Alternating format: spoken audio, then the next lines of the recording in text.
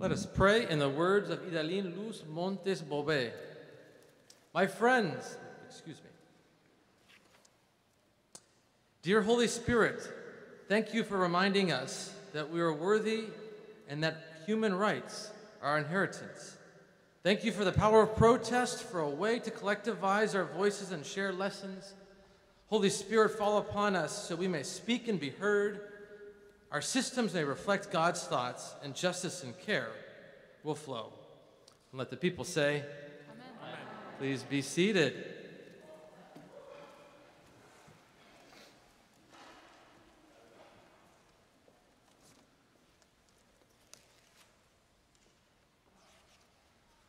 My friends, I want to know something very important. Were you there? Were you there on the day of Pentecost? Were you amazed and astonished like the disciples? Were you emboldened to stand up straight with a firm back to tell the truth? That truth being that your story matters. The truth being that you are made in God's image and likeness. The great equalizer is that you matter to God. Your identity, your history, your present, and your future. I want to know, were you in the upper room dazed and confused, terrified, demoralized? Did you feel or hear the rush of the violent wind penetrate the place where you were hiding with others? Place of four enclosed walls, a floor, a ceiling. Do you remember what it felt like to have your heart set on fire? Do you recall knowing the force and power of your own voice for the first time?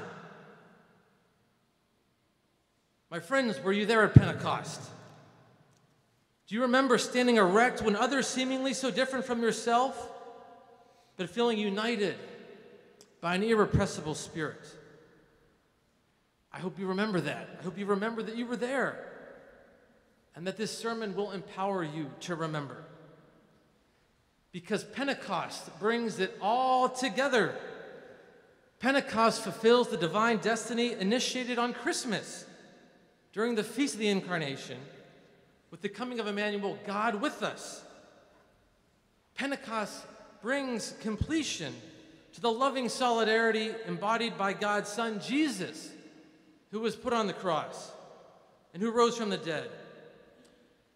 Pentecost confirms that the resurrection was not a movement, but the beginning of a movement, one that sharpens our focus on God's justice and breaking the bonds of oppression. And the first step in that movement is self and communal awareness, developing the eternal fortitude to say aloud to the world, I matter. We matter. Oh yes, yes we do. We matter to God, and this is the story that we're going to tell. Now, it's not a new idea, the notion that all people matter, this concept that we all have a voice. In our heart of hearts, we all have a prophetic part. And we hear this echoed in the words of Moses, right from Numbers today. Well, that all the Lord's people were prophets, and that the Lord would put his Spirit on them. That might be the most important thing Moses ever said. There he's tapping into the psychology of a group that had internalized their oppression. They had accepted the perverted idea that they were less than their Egyptian slaveholders. But Moses knew what God knows.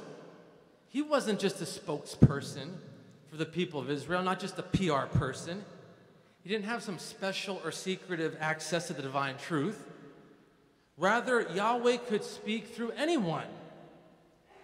Moses recognized that if he was indeed a prophet, then he simply was one among many. We hear Moses' prophetic truth echoed in the words of the theologian Gustavo Gutierrez.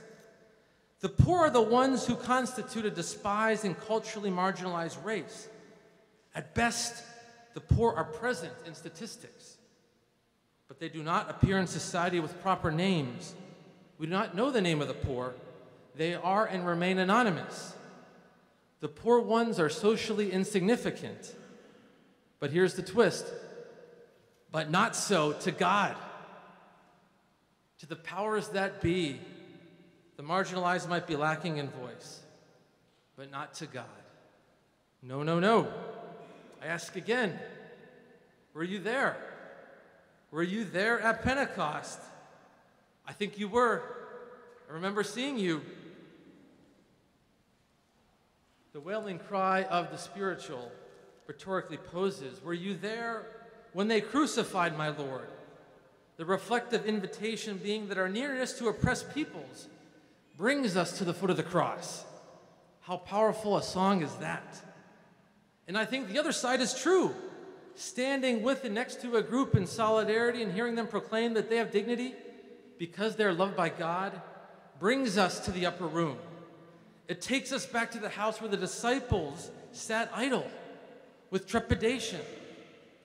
We can feel the force of the wind and the power of God. Montes Bobe writes about Acts 2. The Holy Spirit comes to and into the disciples of Jesus. The Spirit enables them to speak in such a way that others, no matter where they come from or what language they speak, can understand. And the same Spirit is at work today. We can still feel the power and unity of that moment. That Spirit is the power that affirms for us the worthiness we are so often denied and reminds us that we are beloved. It gives us the power to cry justice in the face of oppression and claim human rights as our inheritance and grow our movement. And when we cry out in protest, we hear, we see, we feel that Spirit moving. So were you there when the wind blew? Did you see the divided tongues of fire? Were you amazed at Peter? Our good old chicken-hearted Peter? Who talks a big game but doesn't quite like to walk the walk. The book of Acts is a sequel to Luke's gospel, written by Luke. If we recall, just 3 chapters ago, Peter is unsteady and terrified while he denied his relationship to Jesus. But here he appears, intrepidly speaking up on behalf of the disciples. Of course they weren't drinking, he disclaims. It was too early in the morning. And I think we thought he was going to stop there. But no. He keeps going and drops a Joel bomb on the people. Right? He is emboldened. He's not just going to disclaim. He's going to speak the truth. The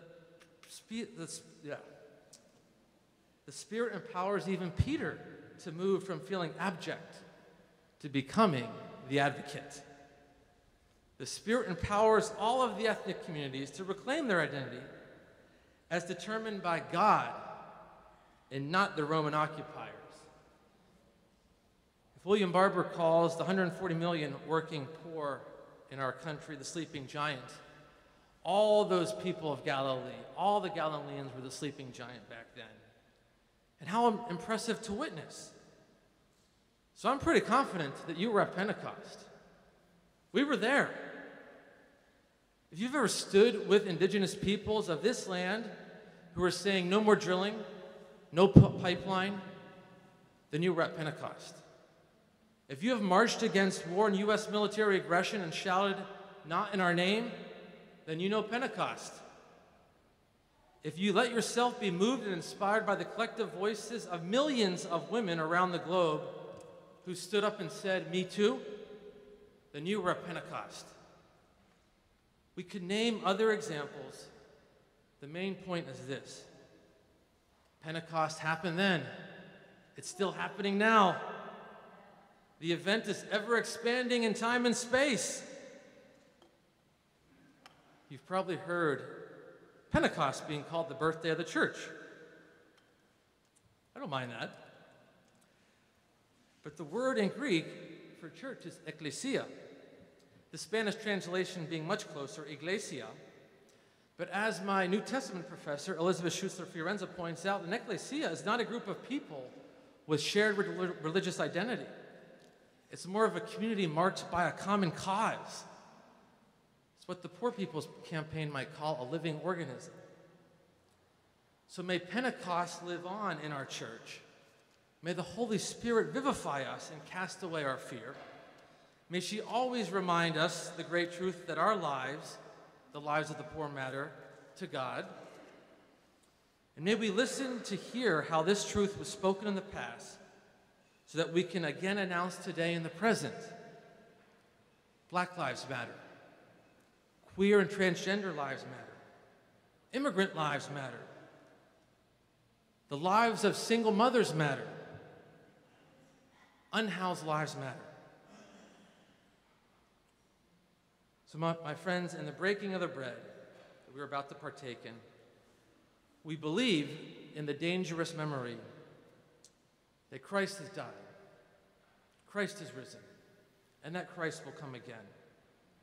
And today, on this day, we can say with confidence, the Holy Spirit came.